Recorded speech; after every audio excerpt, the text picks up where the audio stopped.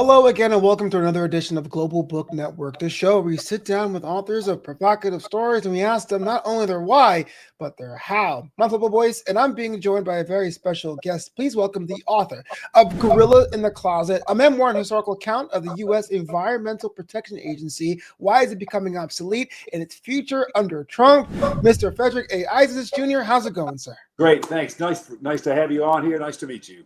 Well, nice to meet you too. I mean, we went live today. We hit the record button. I was like, oh, I'm feeling the vibe right now because this is a very serious issue. Even for someone who doesn't really understand the Environmental Protection Agency and what it does, because it's another government organization that still has a checkered past. Right, it is. You know, the real issue is, and I want to lay it out here, we have already passed the tipping point on climate change. It's not when, it's here now. And so what do we do about it? And everything we've done in the past has led to a complete failure. And I characterize it in a simple term, top down. It's the environmental lobby, the politicians in Washington, people that feed off the industry. They kind of control the message from Washington. They've controlled it for the last 45 years. And because of that, we don't have nothing's been done enough to control this problem, and it can't be controlled. The only thing we have left to do now is look at how do we adapt to climate change. So I want to talk about how we got here. How did this system that was set up in 1970 when EPA was created, and I was in the room, by the way, how did that rise and then suddenly collapse? And the story is really a tutorial on what to do wrong and what to do right. So that's really the point I'm trying to get across here. We have this top-down approach that's failed. We've had an environmental lobby, young men my age that dodged the draft by going to law school. And I was drafted out of the Peace Corps and served as a naval officer in combat in Vietnam. So you can see I came from a different place. Right. But these guys went to Washington when the environmental laws started getting passed in 1969. And, you know, they realized we can't chase down every state legislature and influence their policy. We have to control the message from Washington. So the genesis of the top down, you know, let's fix everything from Washington in the environmental space came from that perspective. We got to control the message. And because of that, nobody's talking to ordinary people. Mm-hmm. And unless ordinary people are given a glimmer of what it is they're being asked to support, is it relevant to their lives? Is it practical, which could also mean affordable? And does it meet their local values? Those are the criteria, the only ones that matter. And none of these things are ever said and have been in the last 55 years since EPA was formed. Yeah. None of them. Well, let's take a step back. So you said you were in the room. So this book is kind of a slice of memoir too. So you're the fly on the wall. You saw the intention. Was it always this way? Was it built in with a drive to find a way to exploit it later on, or was it something that was ideally created that somehow went awry? Well, I think it was ideally created out of a grassroots movement. The story is simple. Congress was caught up in the Vietnam conflict. They didn't know what to do because they were getting beat up by their constituents over the Vietnam War. I know that. I was there then. I went to Vietnam. And so there was the Union oil spill off of Santa Barbara. Big oil spill, killed a lot of birds, destroyed a lot of marine life. They left their hearing on Vietnam and turned immediately to that. And then they realized all at one time, this is where we should be debating. We should be spending our time in front of the public talking about how we're going to fix environmental pollution. That was the moment in time that happened. I actually was in Vietnam diving in JP4 aviation fuel at 90 feet in the dark at nighttime, trying to provide supplies for the helicopter gunships that protected us during the daytime. So, you know, I was in that space when all that was happening, but I was overseas. I was over in Vietnam. And this book is a through line. It really starts, and it's really more autobiographical. It starts me growing up in Florida, which is a unique ecosystem. There's none like it anywhere in the world. And then to Vietnam, and the through line goes from Vietnam to joining the Water Quality Administration, which became the core of the EPA in 1970. And I left EPA in 3 years because there was no structure. There was no accountability. Mm-hmm. Anything I said was EPA's policy became EPA's policy. And I was only a lowly GS9 initially. And 10 years later, I came back as a Reagan appointee during the era was called Sewergate, the first real big political controversy since the early 1950s, when you had the communist scare, right? And so Sewergate was the time when the environmental lobby realized, because they came in with the Carter administration. And by the way, I knew Jimmy Carter. I used to canoe with him when he was governor on the Chattooga River. I liked the guy. I supported him. So I was, typical of engineers. I wasn't political. So anyway, Jimmy Carter, I came in and decided we've got to change things with EPA. It's got to be more collaborative with states, because under the laws, it says the states have the primary right and responsibility to protect the environment.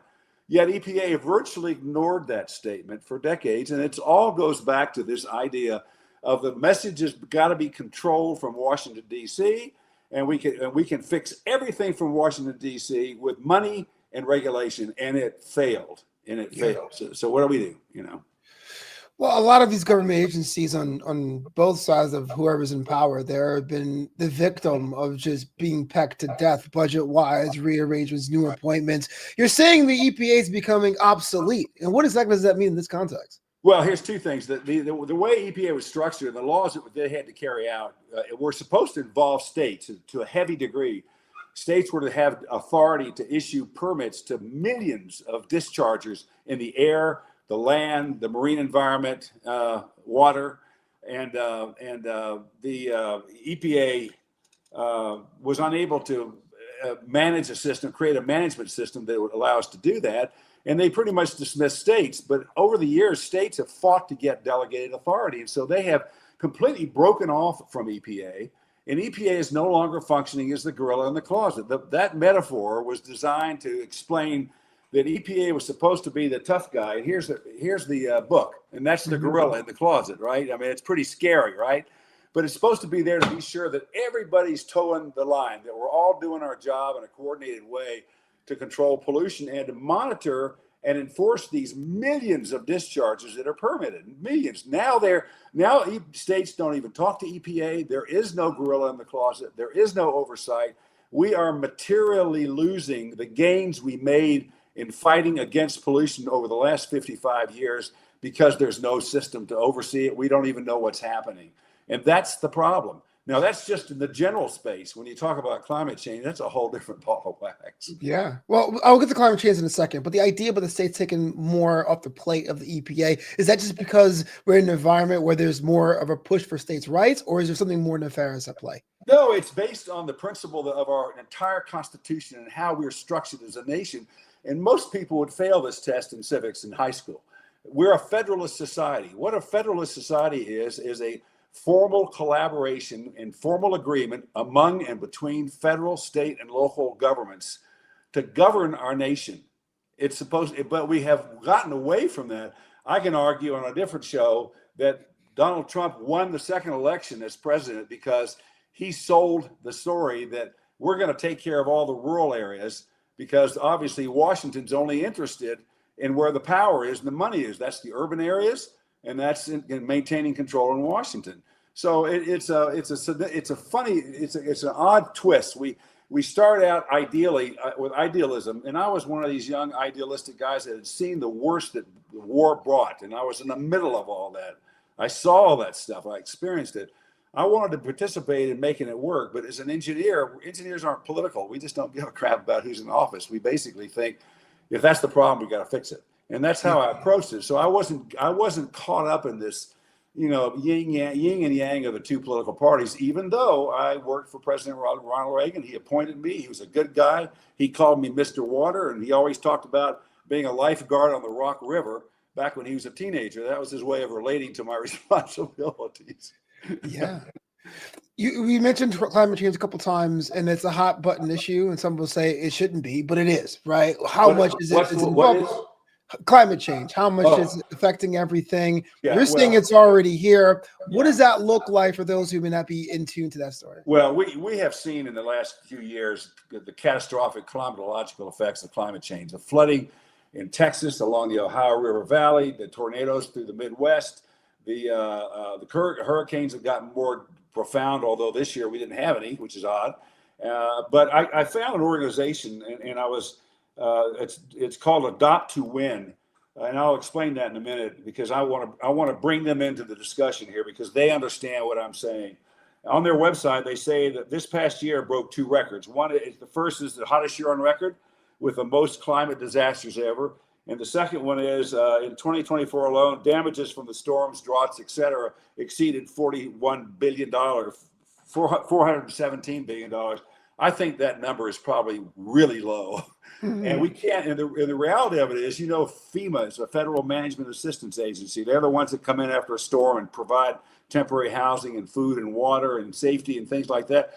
They spent their entire annual authorization this current fiscal year, it just ended actually, in 1 month. We cannot FEMA spend our way out of this calamitous situation. The best we can do, and according to Adopt to Win, is to adapt to what's coming. And you can't do that from a top-down model. We've already proven that's failed generally in the environmental space. We have to reverse it to a bottom-up model. And what that means is, rather than edicts from Washington, D.C., and pouring money out in a complex society with complex environments and topographies and water systems and you name it, we've got to upend that. And when you upend it in a federalist society, you're talking about local, city, and county governments. They are the only ones that have the power and collectively the resources to really make a dent in this problem. And the dent is not to turn back climate change. I don't think we can do anything about that. I think we should continue to try, but the emphasis should be put on adapting, getting agreement among local governments to, if we have a calamitous event, or we get into water wars, or we get into mass migration, people coming up from other countries, because where I live is a great place to live. If you have climate change, it just seems to be true.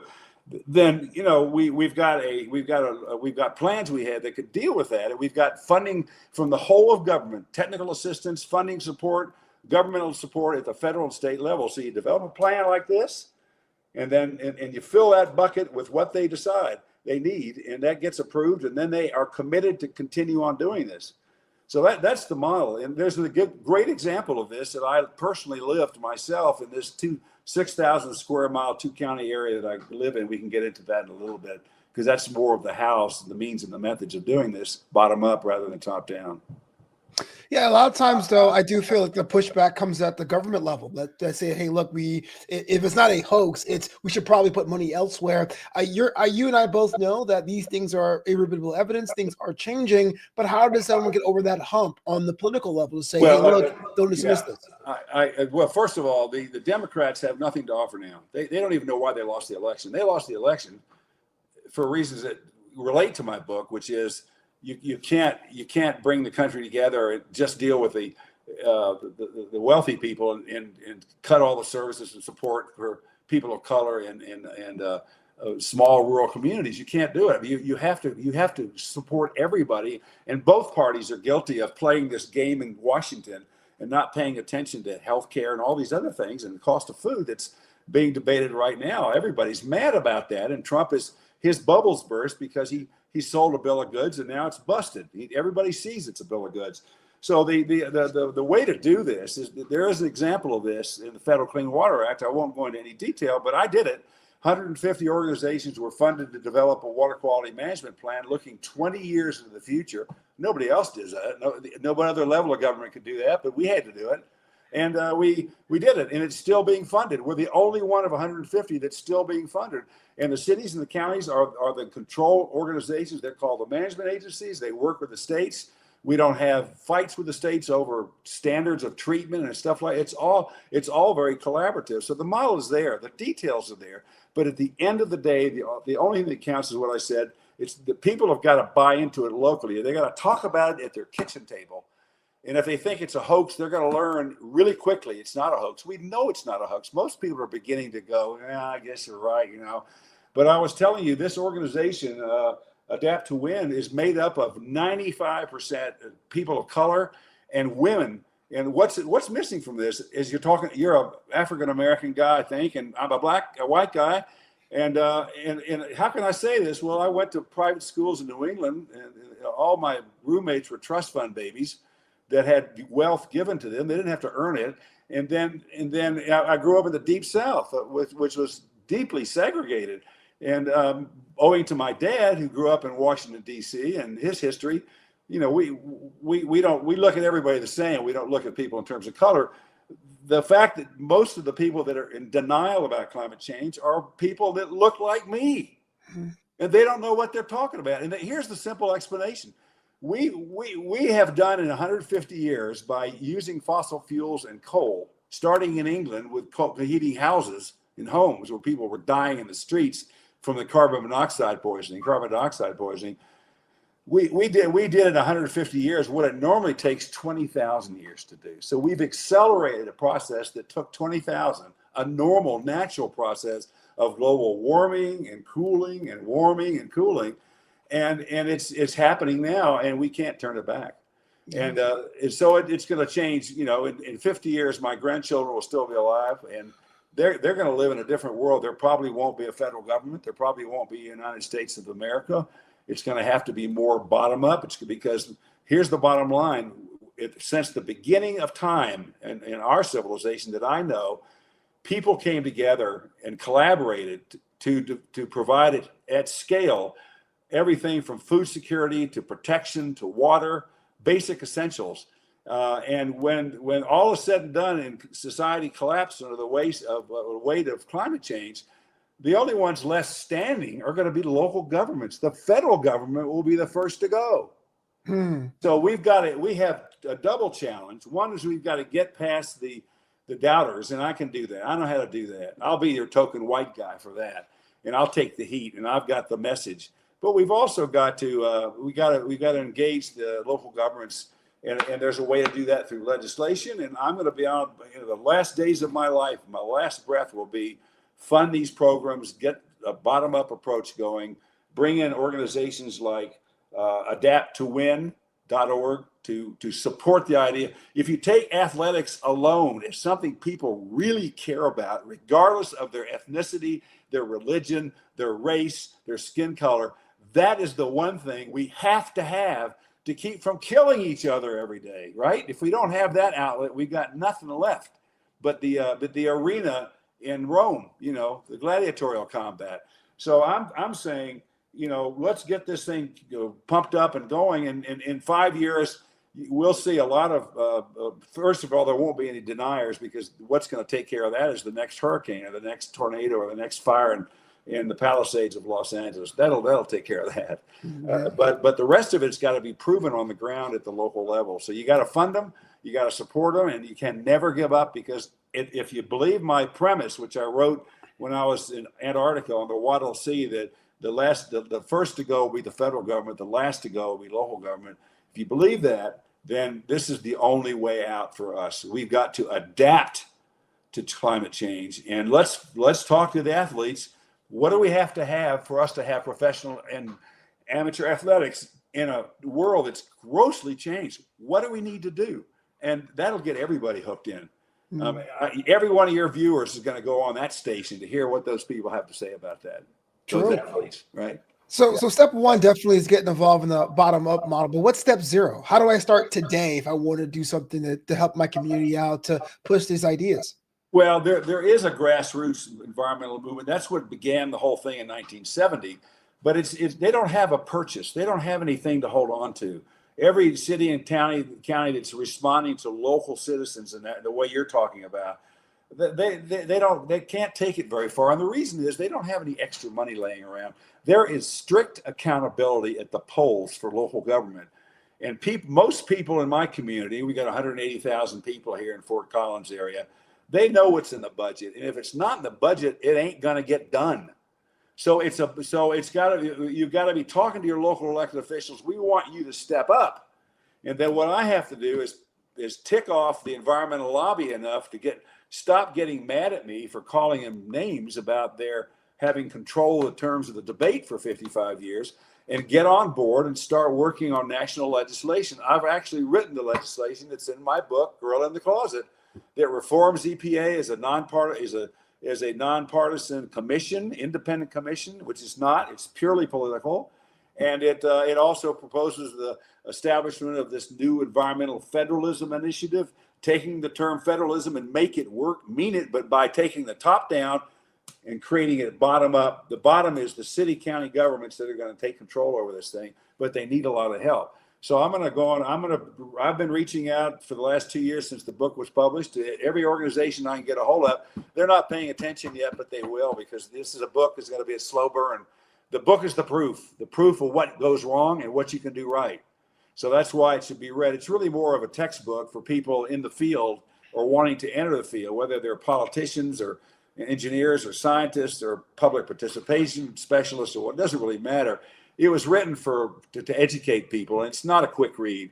If I wrote a quick read, it would be 150 pages, and it would be salacious, and there'd be some terrible stories in there you wouldn't want to hear, because it's the kind of thing people seem to like to read on a short read.